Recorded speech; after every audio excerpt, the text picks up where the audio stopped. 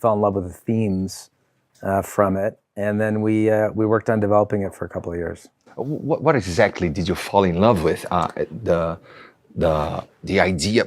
I mean, it's a lot of technology for 1994 real world. Yep. Right. I think it was two things that we fell in love with, which were you could see in every image. Simon Stålenhag is the artist who created the book.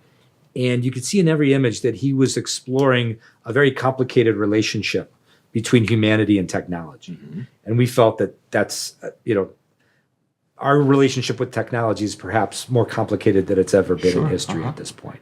So we responded to that. The other thing we responded to was the idea of a sister, or daughter losing her family in a war and believing that her brother may still be alive. Mm-hmm. And so the drive to find him after that war. It was a combination of those two things. I see. The thing that got me thinking when watching the movie was seeing people using technology, and I kind of felt that we are using technology in a similar way when we spend as much time as we do on social media, short videos and stuff. We are like zombies some part of the day, at least, all of us.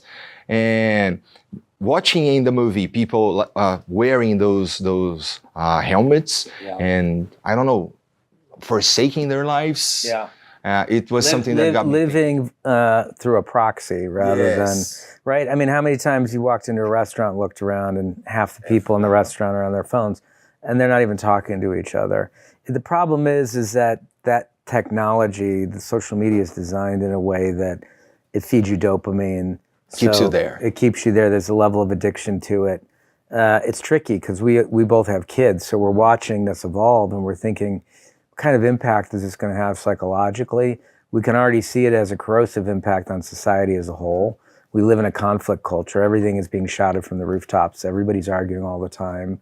Nobody seems to be listening to each other anymore. Everything's, done in 80 characters or less. And so there's not a lot of texture or nuance to conversations. Uh-huh. And a lot of it has to do with the fact that people just want to get back to, the addiction. And, conflict is sticky. Happiness is not. Uh-huh. Right? So if you're happy, you're not on that phone. You're going to go live your life and be happy. Uh-huh. If you're unhappy, or you're anxious, or you're worried, or you're angry, you're going to be engaged, and you're going to be texting and commenting, and and in that fight, that's the issue, and that's really what the movie's about, and that's really what we loved about the book. Was in those images, it told you right away, we've got a problem as a society. Uh-huh. Yeah, I hope whoever is listening to this gets this as a feedback, because he's right. That's how it goes. Yeah. But how much fun was it to make The Electric State? It's incredible fun. I mean,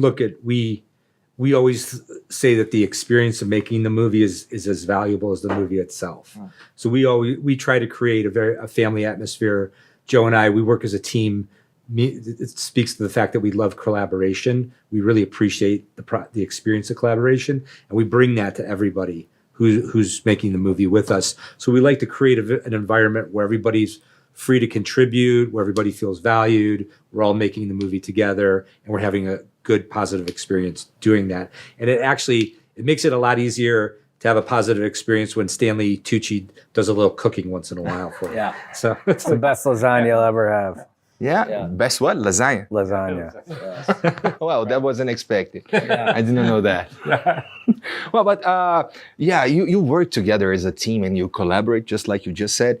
But aren't directors supposed to be picky about their choices and stuff? How do you divide stuff? We don't really divide stuff. We like the fact. Look at part of the fact that we disagree on things is where we find the value.